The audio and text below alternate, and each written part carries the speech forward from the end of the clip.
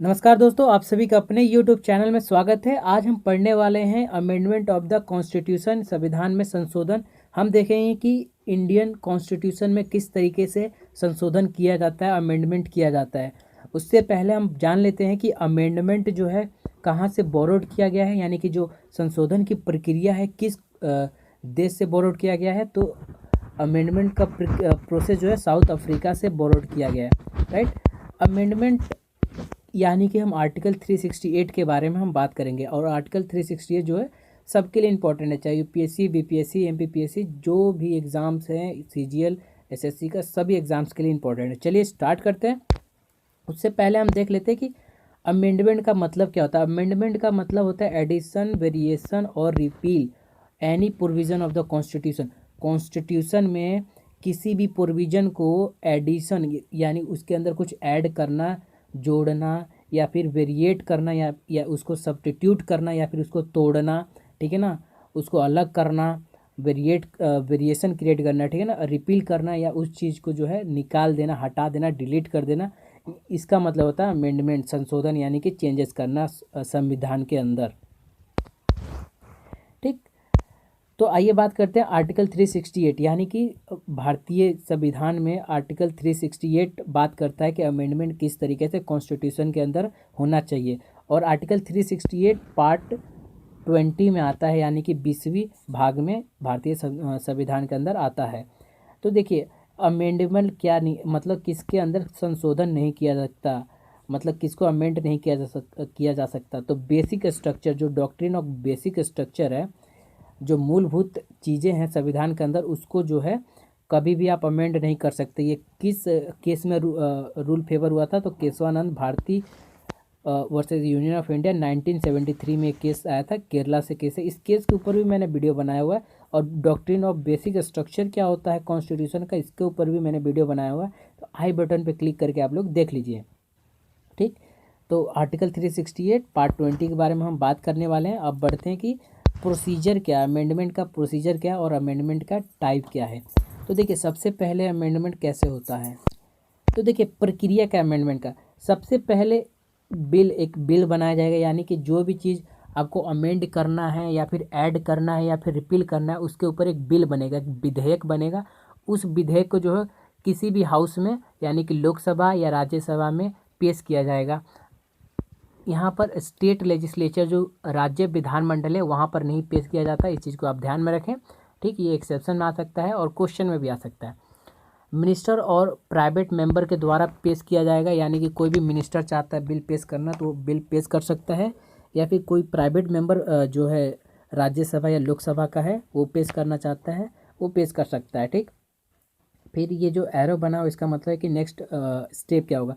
तो अगले स्टेप क्या है, बिल जो है हर एक हाउस में पास किया जाएगा, आइदर लोकसभा और राज्यसभा।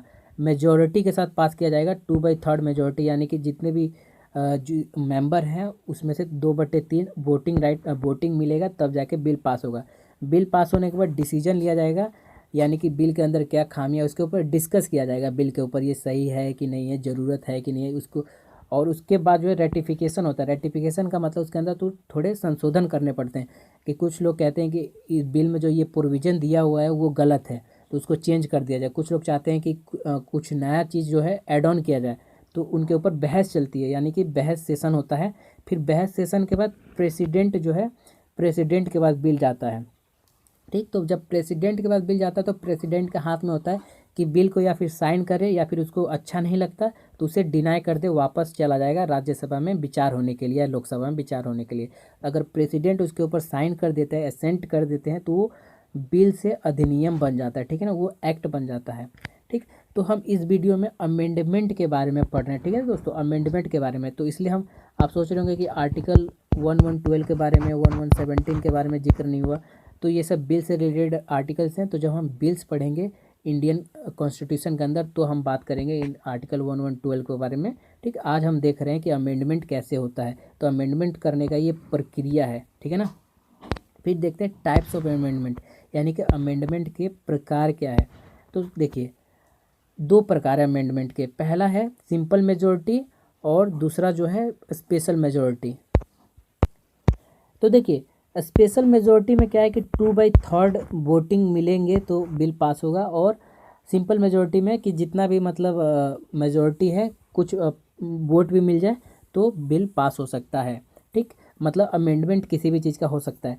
तो देखिए अमेंडमेंट में क्या है, सिंपल मेजोरिटी से किस चीज़ों को अमेंड किया जाता है कॉन्स्टिट्यूशन के अंदर। देखिए तो कभी कभी नया स्टेट बनाना हो, क्रिएट करना हो, ठीक है ना, उसको जो अमेंडमेंट के सिंपल मेजोरिटी से पास किया जा सकता है। किसी लेजिस्लेटिव यानी किसी स्टेट लेजिस्लेटिव काउंसिल को जो है ना, राज्य विधानमंडल को क्रिएट करना है, एबॉलिश करना है, तो सिंपल मेजोरिटी से बिल पास किया जा सकता है।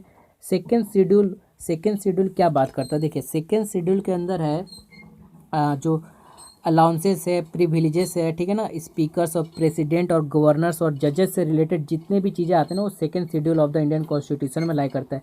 अगर उसके अंदर कुछ अमेंडमेंट करना है तो सिंपल मेजोरिटी से किया जा सकता है।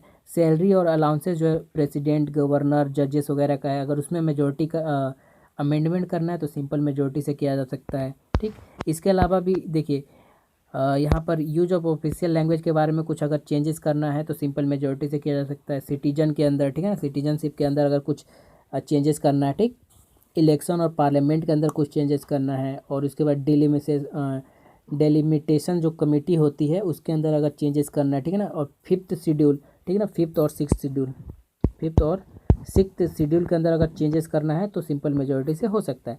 तो ये पर बहुत अच्छा क्वेश्चंस आते हैं कि सिंपल मेजोरिटी से इनमें से क्या क्या मतलब सामान्य बहुमत से इनमें से क्या क्या पारित अमेंड हो सकते हैं। बहुत सारे क्वेश्चन आते हैं प्रीलिम्स में, मैंने पढ़े हुए हैं। ठीक, अब देखें कि स्पेशल मेजोरिटी से किन किन चीज़ों को अमेंड किया जा सकता है। देखिए स्पेशल मेजोरिटी से जो है फंडामेंटल राइट, जाहिर सी बात है कि फंडामेंटल राइट जो आर्टिकल 12 to 35 तक आते हैं, राइट, और part third of the Indian constitution के अंदर आते हैं, ठीक है ना।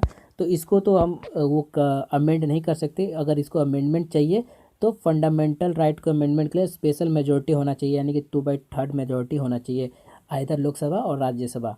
ठीक, उसके बाद DPSP, directive principle of state policy के अंदर राज्य के नीति निर्देशक तत्वों के अंदर अगर चेंजेस करना है, जो कि पार्ट 4 में आता है, ठीक है ना, डीपीएसपी पार्ट 4 आर्टिकल 36 to 51 तक आता है। इनके अंदर अगर चेंजेस करना है तो स्पेशल मेजोरिटी चाहिए, ठीक है ना। और भी जितना चीज़ें हैं उसके अंदर मेजोरिटी चेंजेस करना है जो सिंपल मेजोरिटी के अंदर नहीं आते, ठीक है ना, वो यहाँ पर चेंजेस कर सकते हैं, अमेंड हो सकते हैं, और जो इसके अंदर नहीं आते वो इसके अंदर अमेंड हो सकते हैं। तो आई होप कि दोस्तों ये वीडियो आपको अच्छी लगे तो लाइक, शेयर एंड सब्सक्राइब कर लें, और कमेंट करके बताएं कि और मैं किस टॉपिक पे वीडियो बनाऊं। और हैव अ नाइस डे। और कोरोना के वैक्सीनेशन होने स्टार्ट हो गई है, ठीक, तो आई होप कि सबको वैक्सीनेशन मिले जल्दी, और जल्दी हम आगे बढ़ें।